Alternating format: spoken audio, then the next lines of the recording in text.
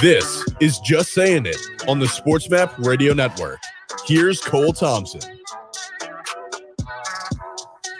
You know about the AFC postseason, but what about the NFC?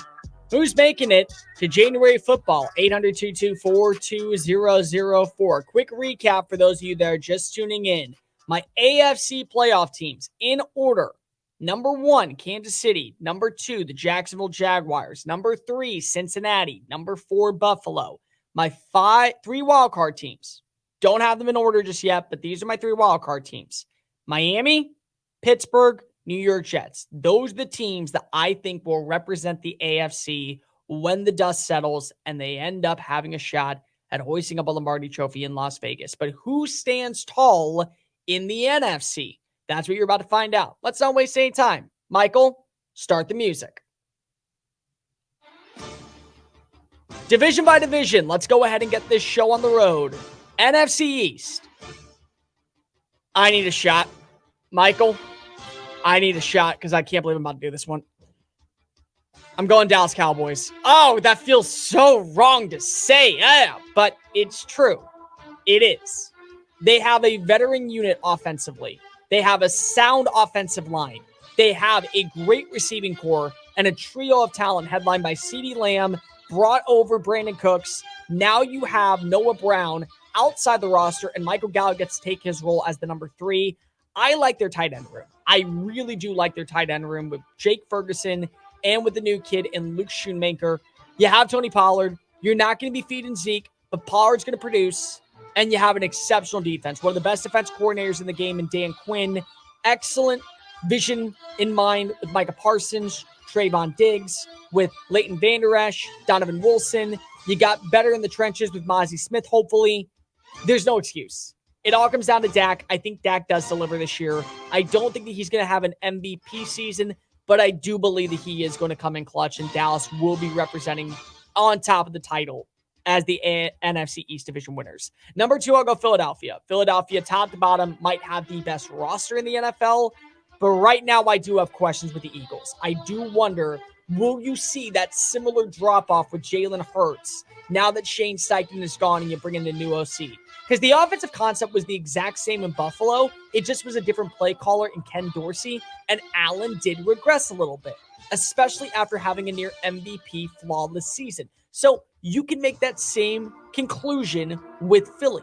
But they do have weapons: A.J. Brown, Devonta Smith, Dallas Goedert. I like the additions at running back with Rashad Penny and DeAndre Swift. I think that's a good enough duo to make up with what you lost to Miles Sanders. Defensively, I don't have a lot of concerns. You still have Hassan Reddick. You still have Darius Slay. You still have James Bradbury. You have a good linebacker replacement for TJ Edwards and Nakobe Dean. I like this defensive front with guys like Nolan Smith, with guys like Jalen Carter, with guys like Jordan Davis. Basically, you have the University of Georgia planting their roots in the city of brotherly love. Awesome.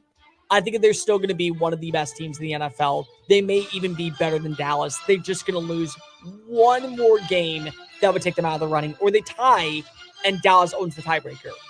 Number 3, I will go with the New York Giants. I do like this team. I really do. I think that we are sleeping on the Giants a little bit because they spent money in free agency. They got better defensively for Wink Martindale's system. And Kayvon Thibodeau, with a full year underneath Wink, is going to do wonders. I believe he's going to be a double-digit sack artist this season. But you add in Deonte Banks, really like the fit at cornerback. You add in a quality tight end in Darren Waller. You add in a number 1 receiver potentially in Jalen Hyatt. Saquon Barkley's back in the building. And we may be sleeping a little bit on Danny Dimes. I hate to say it, but we really might actually have to start putting respect on Danny's name. And number 4 is Washington. Washington, I still think finishes above 500. I do.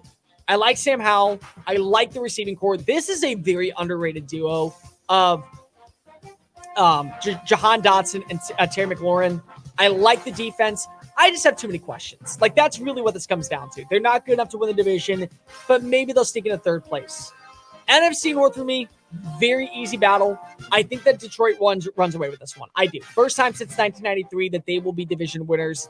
They have the best quarterback, in my opinion, right now that has the best offensive potential. Now, the best quarterback in the division is Kirk Cousins, but right now, Jared Goff has the best personnel group outside of what you have in, say, Justin Jefferson. Like, the offensive line is great. I think the run game is going to be phenomenal this year. I like what you have at wide receiver with Amon-Ra St. Brown. I like what you have with some veterans on the team. Defensively, you're making some moves forward. The fighting Dan Campbell's claimed the division title. I'm going to go Green Bay Packers number 2. I think Green Bay is in a really intriguing spot because they're young, they're formidable, they could easily have some blunders along the way, but if Jordan Love does what he did this preseason, you still have a great ground game with A.J. Dillon and Aaron Jones. I think the defense is going to be good, not great. They'll probably go ahead and find a way to make it to around 8-9 wins, maybe even more.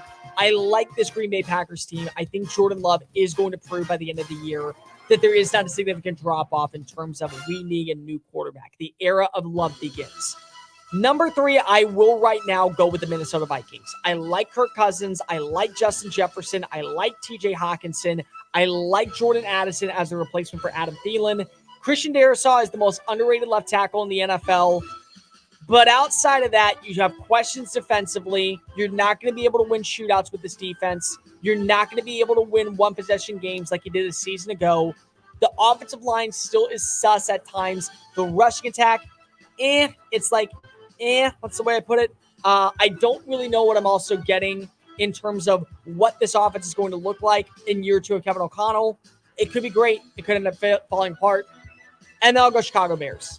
I think Justin Fields does enough to set the tone to where he will get a 4th year, kind of like Tua got a 4th year, but there still are far too many questions. Like, I want to believe in this team. I want to believe the offensive line is going to be better. I want to believe the defense is going to be better. If you get 7 wins, I think that's a winning season for the franchise in the Windy City. NFC South. This one's tough. It ain't pretty. I will go with the division winners right now being the New Orleans Saints. I know what I'm getting in Derek Carr. He's going to have the deep ball on point. If Michael Thomas isn't dead by the time the season begins, great. We can like what this team is doing. Chris Olave, I think, is in for a poised year as the new number 1. I like getting a Jamal Williams for the red zone to be able to minimize the mistakes that you won't have with Alvin Kamara. I like Kendre Miller. I think this defense is slightly underappreciated in the league with Tyrann Mathieu, with Demario Davis, with Marshawn Lattimore, with Cam Jordan. They're very, very good. Now, they may end up being a dumpster fire. They really might. It's New Orleans. I have no idea what to expect with Dennis Allen, but they may end up being really good. Atlanta comes in for me at number 2. I think Atlanta this year is going to be making strides. I love the addition of Ryan Nielsen as defense coordinator. They spent money in the offseason to fix the secondary with guys like Jesse Bates and trade for Jeff Okudah.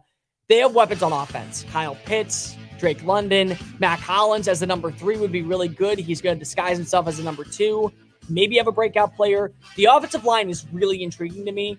And then, of course, you have Bijan Robinson and Ty Algier. You're going to be able to run the football in Arthur Smith's group. Number 3, surprise, it's not Carolina. It's Tampa Bay.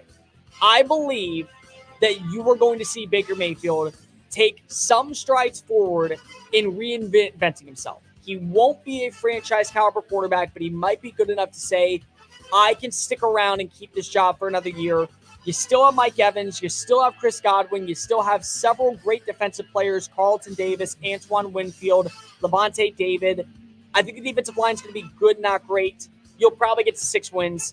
And I go Carolina last. I just have too many questions right now. I like Carolina. I will not be shocked if Bryce Young overexceeds expectations and leads into an NFC South title. Like, that's how big of a cluster mess this division is. But for my psyche, I'm putting them in last place. NFC West, number 1, I'm going to go with the likes of San Francisco. Elite defense, elite weaponry. All you have to do is worry about the quarterback situation. I think Brock Purdy will be fine enough to get to the division title. Number 2, I will go with Seattle. I think Seattle gets great play from Geno Smith again.